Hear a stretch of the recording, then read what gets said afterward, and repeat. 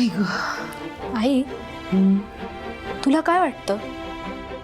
जे काही झालं त्यानंतर तो माणूस गप्प बसेल? अजिबात नाही. आता तो जास्त अलर्ट होईल, वेगाने हालचाल करेल. मलाही तेच वाटतं. आई, आपल्यालाच काहीतरी करायला हवं. मला ना पिहू त्याचा खरा चेहरा सगळ्यांसमोर आणायचा आहे, म्हणून मी प्रयत्न करत होते.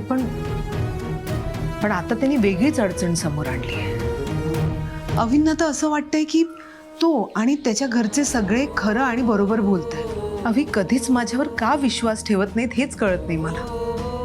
आई, तुमचं लव्ह मॅरेज आहे ना? तू नवऱ्यासाठी आणि सासरच्या लोकांसाठी इतके वर्ष इतकं सगळं करतेस, तरी त्यांना तुझी किंमत नसेल तर काय अर्थ आहे?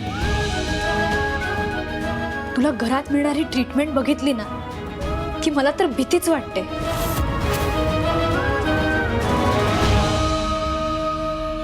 कसली भीती बाळा? लग्न करण्याची, संसार करण्याची. माझा तर लग्न या गोष्टीवरचा विश्वासच उडत चाललाय.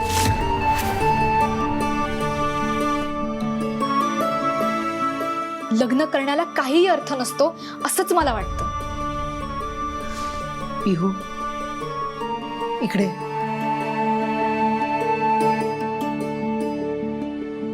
असं नसतं बाळा. दोन गोष्टी आपल्या मनासारख्या झाल्या नाहीत म्हणून नात्यांबद्दल, आयुष्याबद्दल इतका नेगेटिव्ह विचार करू नये. बाबा तुला सतत घालून पडून बोलतात, छोट्या छोट्या गोष्टींवरून शिक्षा करतात. आत्या, काकू, आजी तुझ्याशी इतकं वाईट वागतात, तरी तू नात्यांबद्दल सकारात्मक राहू शकतेस. कारण मी नात्याची दुसरी बाजू पण बघितली, चांगले दिवस अनुभवलेत म्हणून इतकी सकारात्मक आहे. पिहू, नाण्याचे कसे दोन बाजू असतात तसं नात्याचेही दोन बाजू असतात.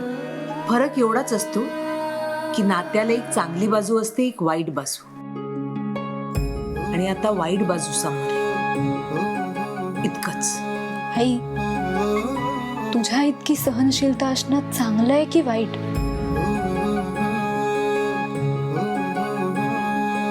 माझं बाळ आहेस ना तू, माझी मुलगी आहेस म्हणून माझी इतकी काळजी करतेस. पण आत्ता आपल्याला तुझ्या आत्याची जास्त काळजी करायला हवी. तू खरंच मला तिची खूप काळजी वाटते. रेवती त्या फ्रॉड माणसाच्या तावडीत फसू नये एवढंच मला वाटतं. आपण ना त्या कौस्तुभवर बारीक लक्ष ठेवायला हवं. हो, ठेवूया आपण त्याच्यावर लक्ष.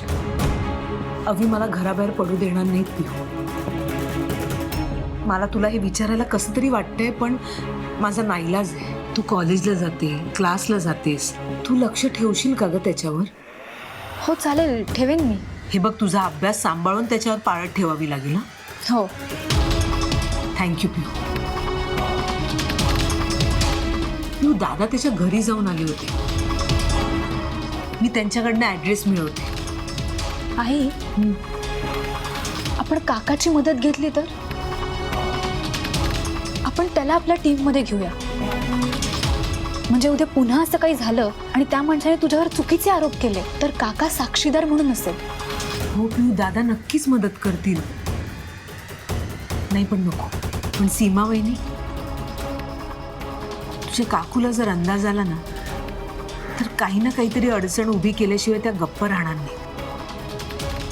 त्यामुळे पिहू, आत्ता आपण दोघंच लक्ष देऊ. हो चालेल, तू म्हणशील तसं. मी लगेच कामाला लागते. उद्याच त्या कौस्तुभचा पत्ता मिळवते. जर त्या कौस्तुभला हरवायचं असेल तर आपल्याला त्याच्या 2 पावलं पुढे राहायला हवं.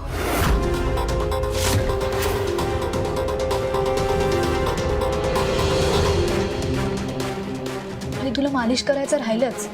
थांब, अगं राहू दे. करते मी.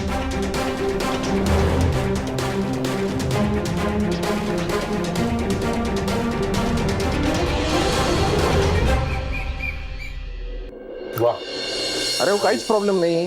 हो हो, अगदी अगदी येऊ दे सगळ्यांना, आपण बोलू की पुढचं, काहीच प्रॉब्लेम नाही. Yes yes yes. अभि, कोणाचा फोन रे? कौस्तुभचा फोन होता बाबा.